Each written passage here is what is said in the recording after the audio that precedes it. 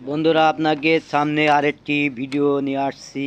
আমাদের সাবদারপুর বাজার রেল স্টেশনের পাশেই কিন্তু এই কলার বাজার। দেখুন বন্ধুরা, খুবই অসাধারণ কিন্তু বাইশে কলা বলে একে।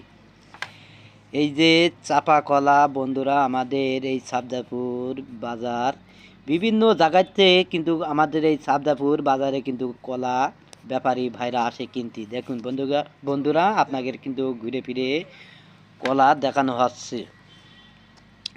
রেল স্টেশনের পাশেই কিন্তু আমাদের এই সাবদাপুর কলার বাজার, খুবই অসাধারণ কলার বাজার।